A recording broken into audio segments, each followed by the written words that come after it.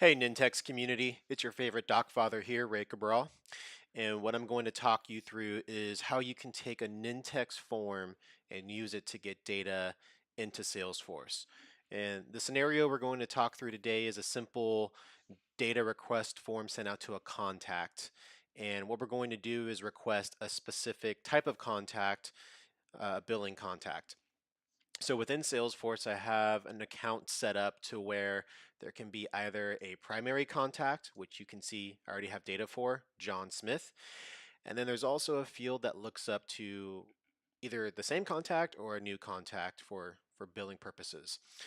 And what we're going to do is actually send the Nintex form to John Smith and number one, validate that the billing information is correct. So we're going to take 250 Main Street and the remaining address info, send it to John, say, hey, let's make sure this is accurate. If not, we'll update that back to Salesforce. Ask him if he's going to be the billing contact. If so, his information will pop up in the billing contact. And if he's not the billing contact, then we're going to have him enter in the information for one, add it to Salesforce, and relate it to the account. So to start everything off, we're actually going to click into John Smith's record because he has the address and we're going to be sending it directly to him. So the workflow is configured to send to this email address. And the workflow is going to be initiated from a form within Salesforce. So this requires our Nintex workflow for Salesforce application, which you can find on the App Exchange. And you can see within here that we're able to create a custom message that will be part of the task form. So if we wanted to enter in any additional information, we can go ahead and do that. Now, once we click submit, a pre-configured task form is going to send over to John Smith. And the task form is going to be within the email presented as a link. And when John Smith opens the form, again, he's going to get a lot of the existing data as part of that form, which he can then update and have pushed back to Salesforce. So I'm going to switch over to the email inbox for John Smith. And here you can see we just received the task form from Heathrow. So I'm going to click into this task email. The custom messaging that we applied in the initial form is right here presented to the recipient, and the task form is accessed from this link at the bottom. Once we click into that link, the task form will be presented to John on the screen, and you can see we've already defaulted the information coming from Salesforce. So let's say number one, the billing information for Prestige Worldwide is incorrect. We can go ahead and modify that information. So let's say they moved down the street to 375 Main Street and they're on floor 14.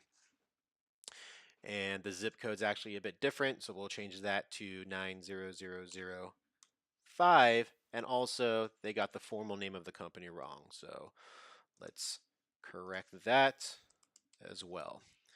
Now, we can see that there's a question asked of John whether or not he's going to be the billing contact. So if the answer is no, John is required to fulfill the data for the new contact. If he is, then he can check yes, and then we're just going to verify John's information down at the bottom. So anything he modifies here would update back to John's Salesforce record, and we add him to that billing contact field.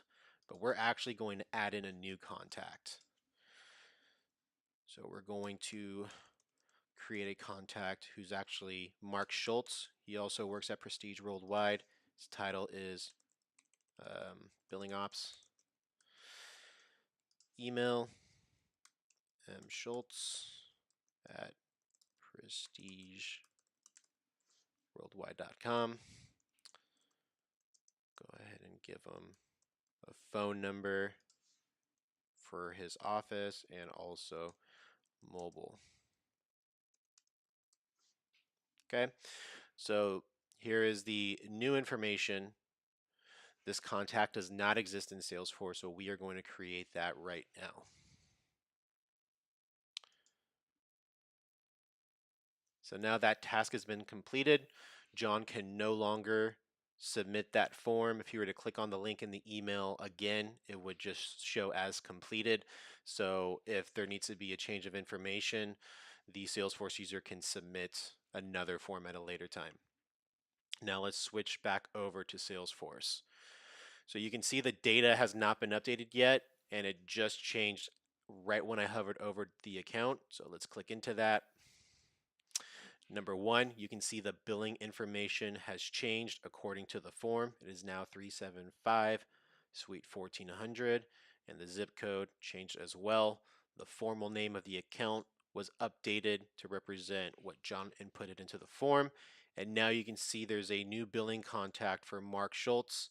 If we click into that record, we can see all of the information that John provided, from the mobile phone to the desk phone, email, and title. So that is just one way that you can leverage a Nintex form to get data into Salesforce. Now, we updated a lot of existing data. We can have it just used for net new data. And as you can see, we can update multiple records and relate them together. And there's no limit to the number of objects that we can update. So how is this done? Well, we're going to give you a peek behind the curtain and switch over to the Nintex application inside of Salesforce. Within this application, we have workflows that are designed to go cross-platform. So again, this is the Nintex workflow for Salesforce app, or you may see it called Nintex DocAutomation on the App Exchange. And within the Workflows tab, I have all of the different workflows that are leveraged in this Salesforce org. The one we just used was the point of contact form. So I will click into that.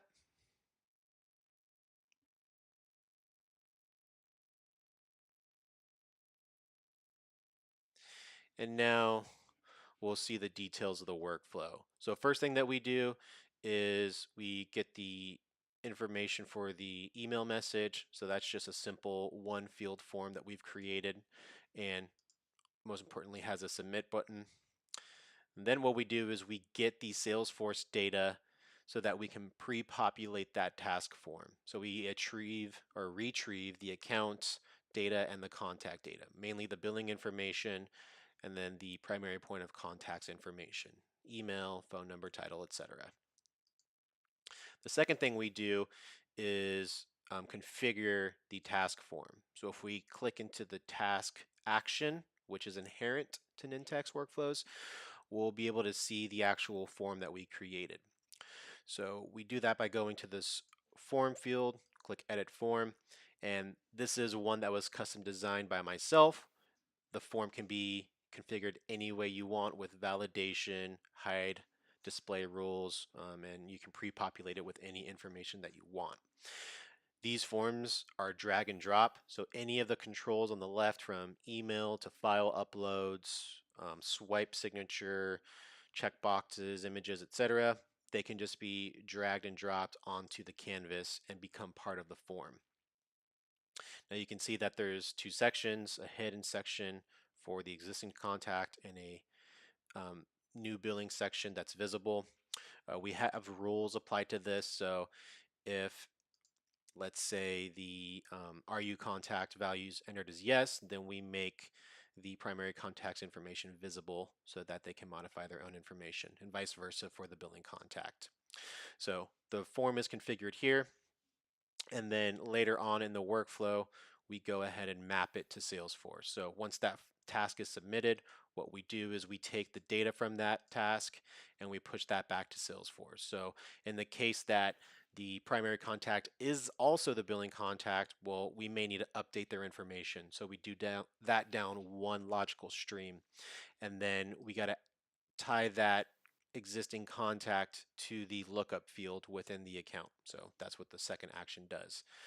In the case of the primary contact not being the billing contact, we actually create a new contact given the information from the form, and then relate that to the account. And the workflow completes. So hope this has been helpful, and feel free to comment if you have any questions.